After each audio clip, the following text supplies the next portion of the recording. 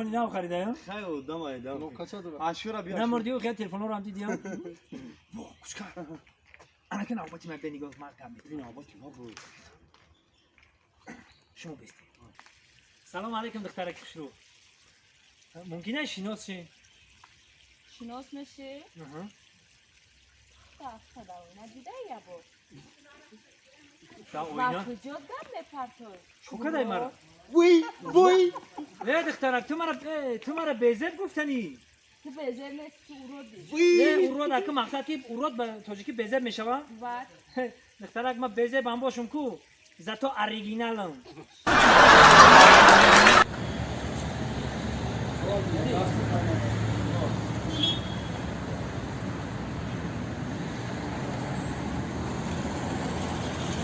اکا یا مرد کلون نکنه میدونی من رنگی خودت مرد کلون موی سر سفید چیزی او چرا دستم به هفته با چرا داده برا در خطر ما که او چرا داده او چرا داده ما 3 ساعتی دارم جو او چرا داشت دیگه می برا پایان برا خطر ما که او چرا داده یه برا خبگی من مغازه به مغازه ما کنم مغازه چی که شو توی چیکار کردی توی ما خود داشتی توی دیوانه داشت نکردی خسته ماشین زود پدر کرده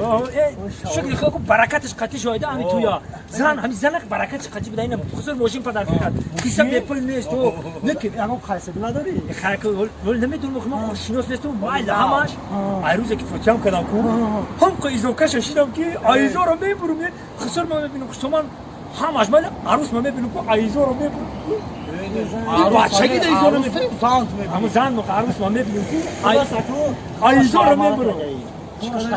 حالی ختم زن بگم خیلی زوکش میشه که اگه نخو مردک برای ایزو بکش من خودم در بچگی ایزو نمیکشم من دخترا رو گپ میدادم چیکار بفهمونوش نه اگر ایزو میکشی ماشین نمیگیری خانه که پدر کنه میگیری نه پیش عروس کی نمیشه پیش عروس درآمدن هیچ غیرت نمیکنه که پیش عروس بدرومه بون تو چی فلفل کیسه برام شکو دونجوان برا بدرو فهمید برا بدرو چیزشید ایزو نکش نترس تو مردکی مرد باید هراسان نشود مشکلی نیست که آسان نشود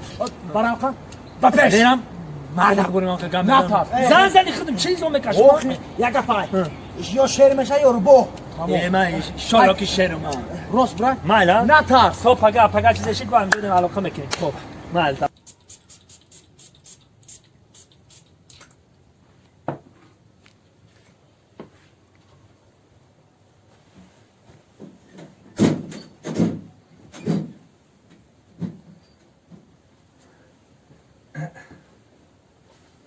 سلام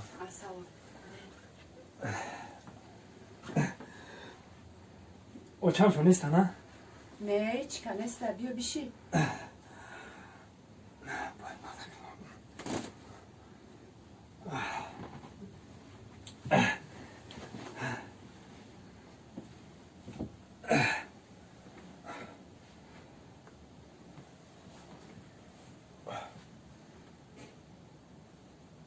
چه کده؟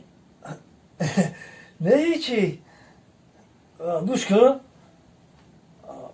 دیدی نه ریمونتی همی خونه را ها دیدم اینی فیگورهای بالا را دیدی ها همه را دیدم